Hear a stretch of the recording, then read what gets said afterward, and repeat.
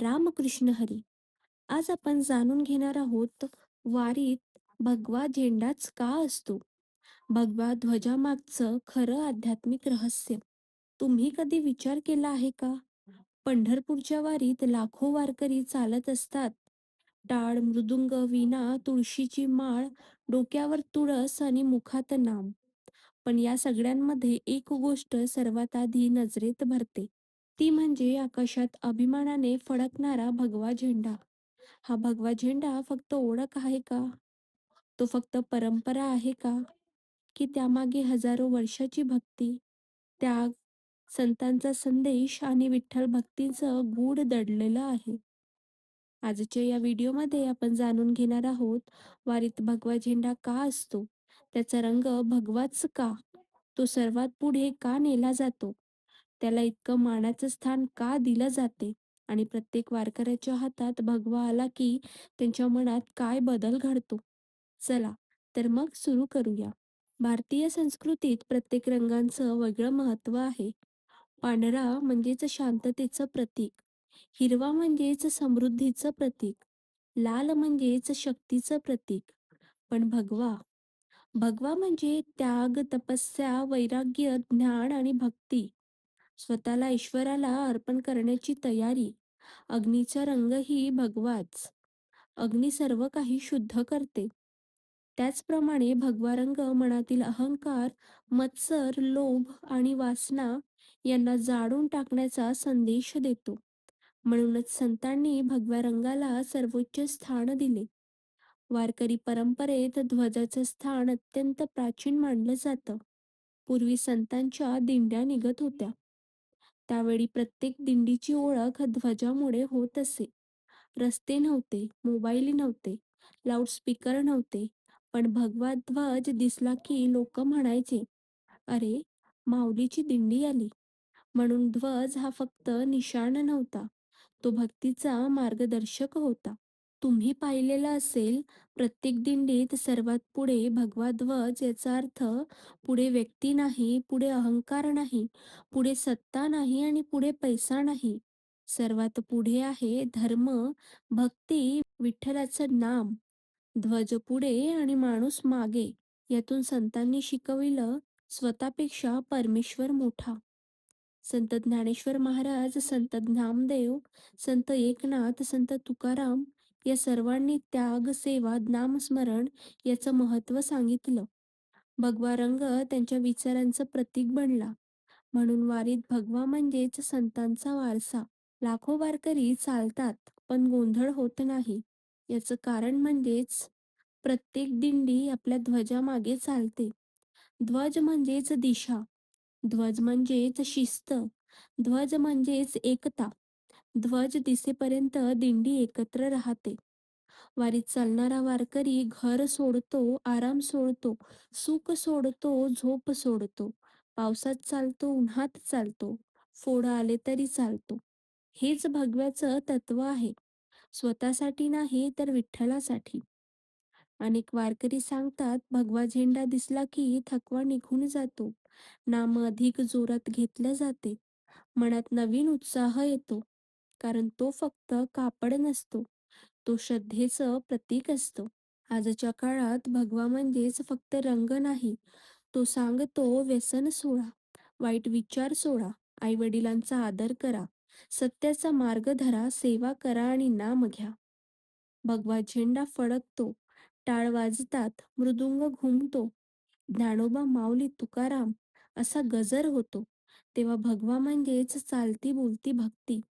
वारी संपते, पण भगवाचा संदेश संपत नाही. तो प्रत्येकाला सांगतो, जीवनात कितीही संकट आली तरी श्रद्धा सोडू नका, नाम सोडू नका, विठ्ठल सोडू नका. भगवा झेंडा आपल्याला शिकवितो, डोकं नम्र ठेवा, मन पवित्र ठेवा आणि आयुष्यभर विठ्ठलांच्या नामात राहा. भगवा झेंडा म्हणजे संतांचा जिवंत वारसा. पहाटेचे 4 वाजले आहेत. संपूर्ण गाव अजून झोपेत आहे. पण एका कोपऱ्यात टाळ मृदुंगाचा मंद आवाज ऐकू येऊ लागतो. ज्ञानोबा, माऊली, तुकाराम. वारकरी उठलेले आहेत.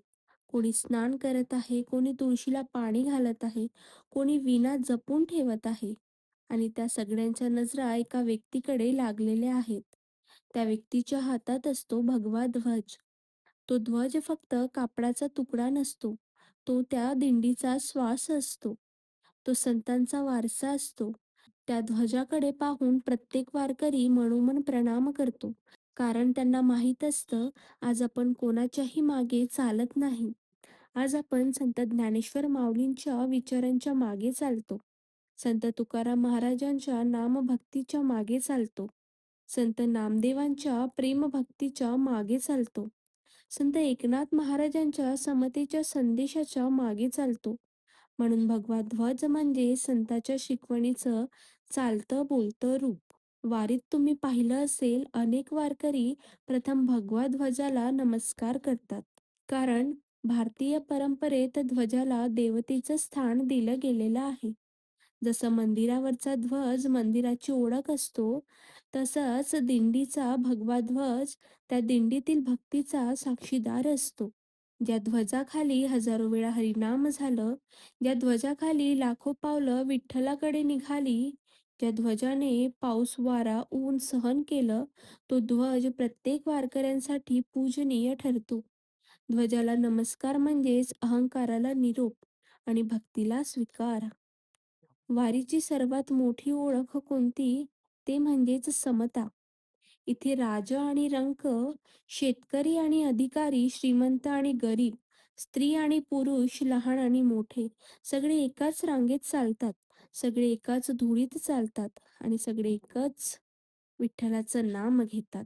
आणि सगळ्यांच्या पुढे असतो एकच भगवा ध्वज. हा ध्वज कोणाचाही खाजगी नसतो. तो संपूर्ण दिंडीचा असतो. म्हणून भगवा आपल्याला शिकवितो, भेदभाव विसरा, प्रेम स्वीकारा, भक्तीमध्ये सर्व समान आहेत.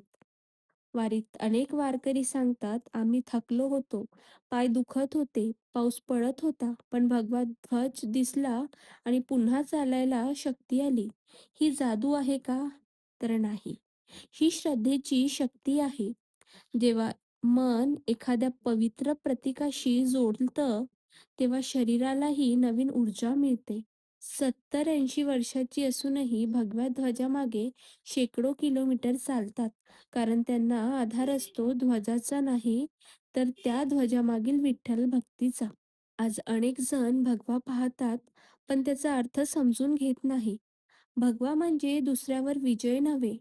भगवा म्हणजे स्वतःच्या वाईट सवयींवर विजय. भगवा म्हणजेच रागांवर विजय, लोभांवर विजय, अहंकारांवर विजय आणि मत्सरांवर विजय.